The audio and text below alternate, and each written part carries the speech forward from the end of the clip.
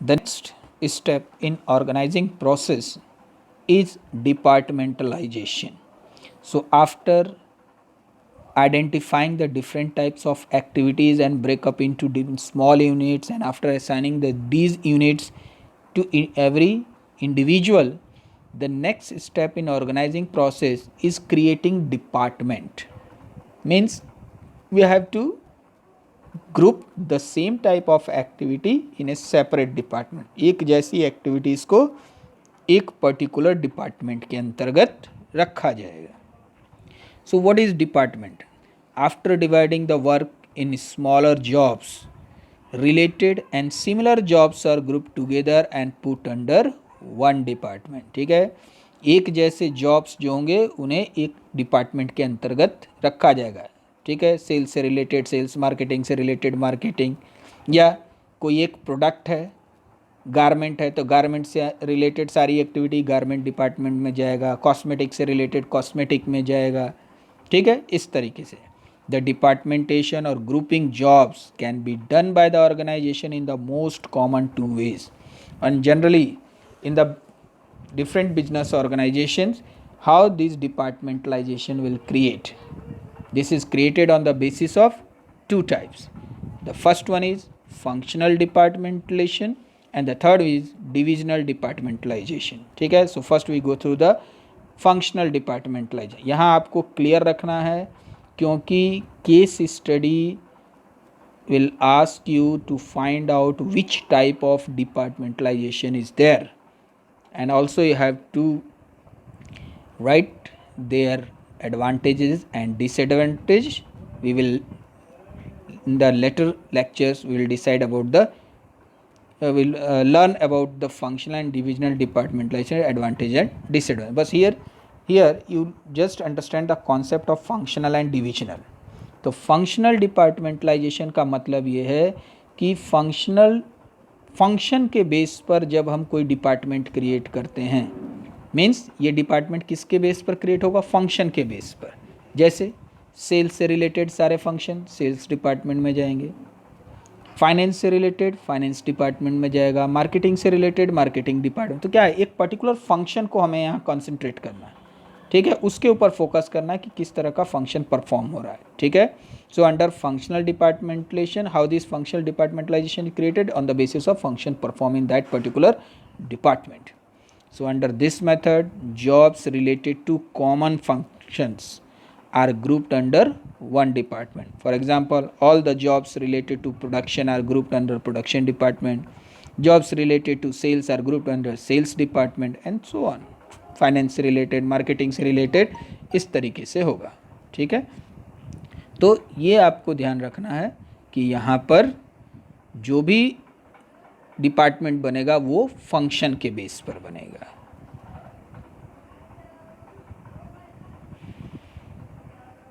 तो इसका मतलब we are focusing on the type of product. Generally the divisional departmentalisation exist when a business unit producing more than one type of product. Multi product अगर company बना रही है तो हर product के लिए सेपरेट डिपार्टमेंट होगा और उस प्रोडक्ट से रिलेटेड जितने फंक्शंस होंगे वो सारे उस प्रोडक्ट के डिपार्टमेंट में जाएंगे. जैसे हमने एक कॉस्मेटिक बनाया है तो कॉस्मेटिक के लिए जो सेल्स डिपार्टमेंट, प्रोडक्शन होगा, मार्केटिंग होगा, ये फाइनेंस होगा, ये सारा कॉस्मेटिक डिपार्टमेंट का एक साइड हो गया.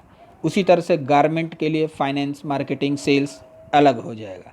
यानी कि जब हम डिपार्टमेंट प्रोडक्ट के बेस पर बनाते हैं, when the organisation producing more than one line of product, एक से ज़्यादा तरह का प्रोडक्ट अगर कंपनी प्रोड्यूस कर रही है तो वहाँ पर डिविजनल डिपार्टमेंटलाइजेशन आएगा. ये आपको ध्यान रखना है. मल्टी प्रोडक्ट के केस में डिविजनल डिपार्टमेंटलाइजेशन आपको यूज़ करना है.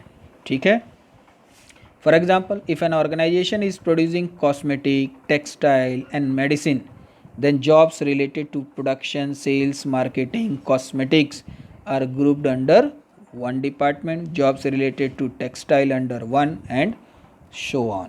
ठीक है, तो ये ध्यान रखना है कि डिपार्टमेंटलाइजेशन कैसे बनेगा, फंक्शन या डिविजनल के बेस पर. फंक्शनल डिपार्टमेंटलाइजेशन किसको कहेंगे, जिसमें फंक्शन के बेस पे डिपार्टमेंट डिसाइड किया गया है। डिविजनल डिपार्टमेंट किसके बेस पर क्रिएट हो रहा है, on the basis of product, ठीक है, अलग अलग प्रोडक्ट के लिए अलग अलग डिपार्टमेंट होगा। Okay, so this is the second step of organising process. The third one is assignment of duties, ठीक है। ऑर्गेनाइजिंग प्रोसेस का तीसरा स्टेप है असाइनमेंट ऑफ ड्यूटीज़। मतलब कि जो भी पर्सन जिस डिपार्टमेंट में अपॉइंट किया जाएगा उसके वर्क के अकॉर्डिंग उसे अथॉरिटी ग्रांट की जाएगी, उसके वर्क के अकॉर्डिंग उसे वर्क असाइन किया जाएगा, उसकी एबिलिटी के अकॉर्डिंग, ठीक है। सो people are employed in each department and work is allocated depending on the ability and skill of each employee, ठीक है। This is very important. Whenever work is assigned to the individual, that must be on the basis of their ability and experience and skill, ठीक है। ये हमें अच्छा ध्यान रखना है कि हम जो भी वर्क जिसको असाइन करते हैं उसकी एबिलिटी के अकॉर्डिंग ही उसे देना चाहिए, otherwise he will not able to complete that particular type of work. So it is very important. And employees are assigned duties by giving them a document called job description. How the work is assigned, how will make responsible, ठीक है। हम उसे कैसे responsible बना सकते हैं, by providing A job description. तो ये जॉब डिस्क्रिप्शन क्या है, the document clearly define the content and responsibility related to job. Sometime 1 marks question will ask in the examination, what is job description? So job description contains the contents and responsibilities related to a particular job, and this job description allocate or assigned to each individual in different department, ठीक है। तो assignment of duties में हमें main चीज़ क्या note करना है, the work must be assigned to an individual according to their ability and skill. Always the assignment of duty match with the skill and qualification of the employee. जो भी whatever the duties we have allocated to the individual, that must be matched होना चाहिए उसकी ability और skill के साथ, ठीक है। Then only the person will able to complete that particular job. Now the next one is establishing reporting relationship. This is the fourth and important step in organizing process. Now after grouping the activities in different departments, the employees have to perform the job, and to perform the job every individual need some authority, right. हर department में हर person को हमने allot कर दिया job, जो with the help of job description हमने बता दिया आपकी ये रिस्पॉन्सिबिलिटी है, लेकिन वो पर्सन तब तक उस वर्क को परफॉर्म नहीं कर सकता जब तक कि उसके पास रिक्वायर्ड अथॉरिटी ना हो, ठीक है। So in the fourth step of organising process, all the individuals are assigned some authority matching to the job they have perform, ठीक है। उसे जो भी पावर दिया जाएगा अकॉर्डिंग टू द जॉब, जितनी पावर उसको ज़रूरत है, जिनकी अथॉरिटी उसको ज़रूरत है, जिसके बेसिस पे अपने वर्क को वो परफॉर्म ईजिली कर पाए, उतनी अथॉरिटी उसको दी जाएगी। That is matched, the authority always match to the job. अब हमने पढ़ा authority is always, there is a parity between the authority and responsibility, ठीक है। Now what will happen, the authority is assigned to the person. The assignment of authority result in creation of superior subordinate relationship and the question of who report to whom is clarified. जब हमने power assign कर दिया, एक organisational structure created है already, ठीक है, different departments are there, and if we are assign the power to each individual, a relationship come into existence, that is superior and subordinate. Who is superior, who is subordinate is come into the picture.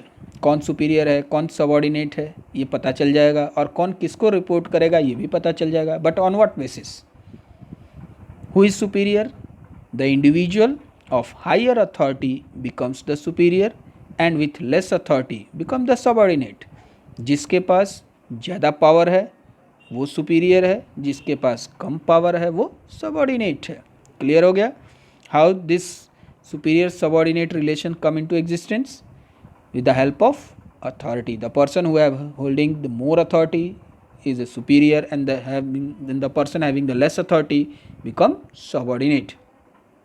And with the establishment of authority, managerial hierarchy gets created. That is a chain of command, and the principle of scalar chain follow this hierarchy. और जब superior subordinate का relation create हो गया तो वहाँ एक chain of command create हो. Chain of command मतलब through the line of authority we have to pass each and every information, no skipping is done. ठीक है, जो भी इंफॉर्मेशन पास होगी वो लाइन ऑफ अथॉरिटी के थ्रू होगी from superior to subordinate. Okay, and the establishment of authority also helps in creation of managerial level. और इसी अथॉरिटी के बेस पे मैनेजरियल लेवल भी क्रिएट होता है कि कौन टॉप लेवल का पर्सन है, कौन मिडिल लेवल में आता है, कौन लोअर लेवल में आता है. Same thing, the manager with maximum authority are considered as top level manager. हमने जब लेवल ऑफ मैनेजमेंट पढ़ा था वहाँ भी हमने पढ़ा था top level manager have the maximum authority, middle level little less authority, और सबसे कम अथॉरिटी सुपरवाइजरी लेवल के पास. द सेम थिंग, जब अथॉरिटी के बेस पे हम चल रहे हैं तो जिन मैनेजर्स के पास सबसे ज़्यादा अथॉरिटी है are considered top level managers. Managers with little less authority become part of middle level management, and the managers with minimum authority are grouped in lower level management. So with the establishment of authority the individual can perform their jobs and everyone know who will report to whom. और इससे ये clear हो जाएगा कि after the completion of work कौन किसको report करेगा. तो इस लास्ट स्टेप में आपको क्या मेन चीज़ें ध्यान रखनी है कि जो भी पर्सन है उसको उसके वर्क के अकॉर्डिंग अथॉरिटी प्रोवाइड होगी. इससे सुपीरियर सबॉर्डिनेट का रिलेशनशिप क्रिएट होगा. इससे सबको पता चल जाएगा कि कौन किसको रिपोर्ट करेगा. और सुपीरियर सबॉर्डिनेट कैसे बनेंगे? जिसके पास मैक्सिमम अथॉरिटी है वो सुपीरियर है, उससे कम अथॉरिटी जिसके पास है वो सबॉर्डिनेट की कैटेगरी में आएगा. इससे एक चेन ऑफ कमांड क्रिएट होगी, लाइन ऑफ अथॉरिटी क्रिएट होगी जिसके थ्रू इंफॉर्मेशन पास्ड होगी. इससे लेवल ऑफ मैनेजमेंट भी क्रिएट होगा. जिन मैनेजर्स के पास सबसे ज़्यादा पावर है वो टॉप लेवल मैनेजमेंट में जाएंगे, जिनके पास उनसे कम पावर है वो मिडिल लेवल में आएंगे, और जिनके पास सबसे कम पावर है अथॉरिटी है वो लोअर लेवल और सुपरवाइजरी और फर्स्ट लाइन मैनेजर्स की कैटेगरी में आएंगे.